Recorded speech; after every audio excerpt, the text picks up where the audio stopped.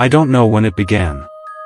I'm not sure if there was a specific moment that it all started, or if the events unfolded gradually, each step building on the last, until everything had spiraled far beyond what I could comprehend. It's hard to explain. But I'll try. I'll try because I think this might be the only way to make sense of what happened, or at least make it stop. I'm Ethan, by the way. 34 years old. I live alone in a small apartment, the kind where the walls creak and groan in the dead of night, and the heater sounds like it's ready to explode at any second. I spend most of my free time reading. I've always loved books, horror books in particular. The kind that make you feel like something is lurking just outside your sight, like you're never truly alone. That night, I was reading a book that had been sitting on my shelf for years. It was an old, tattered paperback I found at a thrift store. The title was simple, Whispers in the Dark. I remember buying it because of the cover. It was just a shadowy figure standing in the middle of a foggy road, no face, just darkness. Something about it drew me in. I cracked it open and started reading around midnight. The words were familiar, things I'd seen before in other horror stories, tropes and plots I'd already encountered. But there was something in the writing that unsettled me. It wasn't just a story. It was something else. The protagonist of the story was a man who'd found an old book, much like the one I was holding in my hands. I laughed at first, thinking it was a clever piece of metafiction. The man in the story was reading a horror novel, much like I was. But as I kept reading, the details began to get more specific. The man in the book described his surroundings in ways that mirrored mine, his small, cluttered apartment, the flickering light outside his window, the faint sound of footsteps in the hallway. At first, I thought it was a coincidence. Authors write about apartments all the time, and the creaking sounds of old buildings are common in horror novels. But the further I read, the more unnerved I became. The protagonist of the story was beginning to experience things I hadn't yet encountered, but which seemed to be edging closer and closer. The first thing was the knocking. It started off as a light tap. Just one soft knock on the door. At first, I thought it was a figment of my imagination, or maybe the wind blowing something against the door. But when I checked, the hallway was empty. I shrugged it off and went back to reading. But then the knocking came again, a little louder this time. Glanced at the clock, 1:15 a.m. I could feel my heartbeat picking up speed, but I told myself it was nothing. A draft, maybe. Or the building settling. Nothing unusual. But the protagonist in the book, the man who'd been reading, described the same thing. He was hearing the knocking, just as I had. It grew louder in the story, with each page turning. The knocking became rhythmic. As if someone, or something, was trying to get in. I slammed the book shut and jumped up from the couch, my heart pounding. I knew that I had to check the door. I had to make sure it was just my mind playing tricks on me. I opened the door, only to find nothing. The hallway was empty. I stared into the darkness for a moment, my breath shaky. Nothing. But then, as I was about to close the door, I heard it. A whisper. It was so faint, I almost didn't catch it. I leaned out further, straining my ears. Ethan. I froze. I didn't know what to think. Was I going crazy? It wasn't just the knocking anymore. It wasn't just the story I was reading. It was something else entirely. My pulse was racing now. I slammed the door shut and locked it, my hands trembling. Back on the couch, I grabbed the book again, my mind racing. I had to finish it. I had to see what happened next. I turned the page, only to find the words had changed. He stood at the door, his heart racing. The knocking had stopped, but the whispering continued, getting louder, clearer. Ethan, come closer. I looked at the words on the page and then back at the door.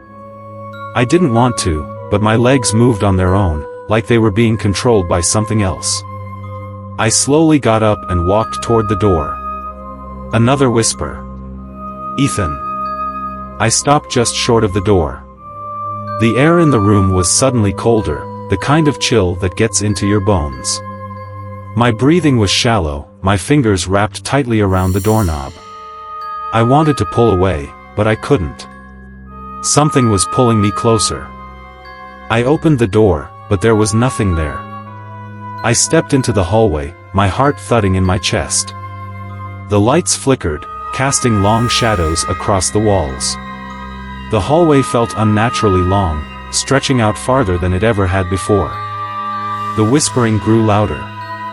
Ethan. I turned around, but I wasn't in the hallway anymore. The walls had closed in on me, and the air was thick with fog. The door to my apartment was gone. The building I'd lived in, the one I'd known for years, wasn't there anymore. It was as if I'd stepped into another world entirely. Ethan. The voice was everywhere. In the walls. In the floorboards. In my head. I stumbled backward, my hands reaching out to touch something, anything.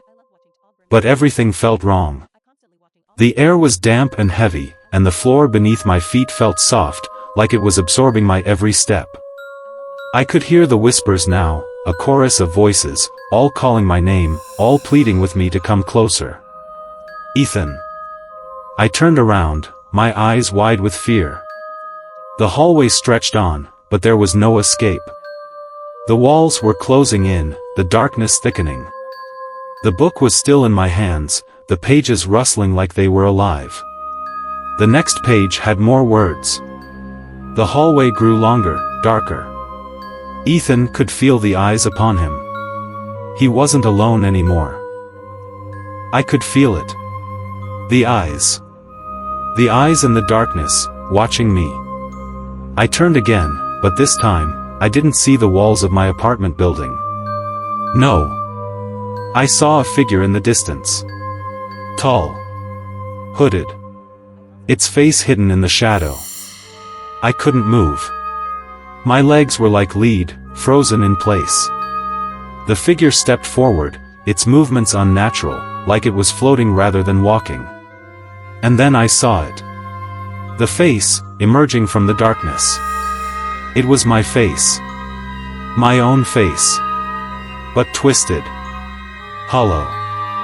The eyes were empty, like black pits. Its mouth stretched into a grin that made my stomach churn. I tried to scream, but no sound came out. The figure moved closer, and I felt my body begin to shake, my limbs trembling uncontrollably. I could feel the coldness of the figure's presence, its darkness seeping into my skin. Ethan, it whispered. Come closer. I wanted to run. I tried to turn around and flee, but my body wouldn't obey. I was rooted to the spot, staring at that horrific version of myself as it drew nearer.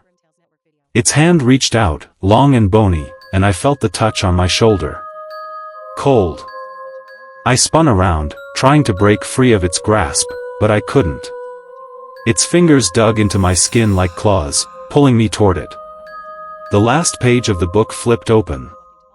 Ethan was no longer alone. The darkness had claimed him. The figure, now a part of him, whispered its final words. Ethan. You belong to me now. The darkness closed in. The whispers overwhelmed me. My heart stopped.